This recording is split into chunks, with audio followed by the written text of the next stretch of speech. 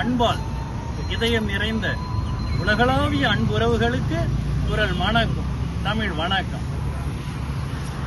இன்று நம் கருத்துக்கு காட்சியாகும் ஓர் உயிரெழுத்து இதோ. ஓகாரம் எழுத்து. இந்த உயிரெழுத்தில் வள்ளுவ பேராசான் என்ன குரல்மணி சொல்லி இருக்கின்றார்? இந்த வையகத்திற்கு பொருந்துமா எண்ணி பார்க்கின்றேன்.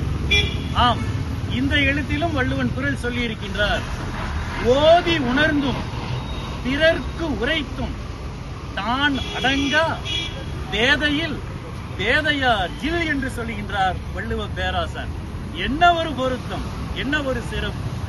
பல நூல்களை கற்று அறிந்து ஓதி உணர்ந்து அந்த தன்னடக்கம் தனக்கு இல்லாமல் பிறருக்கு அறிவு சொல்கிறானே, புத்தி சொல்கிறானே, அது எவ்வளவு பெரிய மடத்தனம்!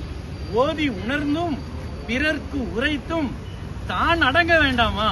தன் நிலை உணர வேண்டாமா? தன்னை அறிய வேண்டாமா?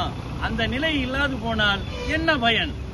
தான் அடங்கா பேதை என்று சொல்லுகின்றார் வள்ளுவ பேராசான் அத்தகையோரை. அந்த பேதையை போன்ற பேதையார் வேறு யாரும் இலர் என்றும் அறுதியிட்டு கூறுகின்றார். குரலை இப்போது மீண்டும் சொல்லுகிறேன், கேளுங்கள். ஓதி உணர்ந்தும் பிறர்க்கு உரைத்தும் தான் அடங்கா பேதையில் பேதையார் இல் என்று சொல்லுகின்றார். ஆகவே அறிவு தெளிவுடன் வாழ்வோம். உண்மை இருந்தால் ஏற்றுக்கொள்வோம், தவறு இருந்தால் விட்டு தள்ளுவோம். நல்லதே நினைத்து, நல்லதே சொல்லி, நல்லதே செய்து நலமுடன் வாழ்வோம். அன்புடன் உங்கள் திருக்குறள் அன்வர் பாட்ஷா.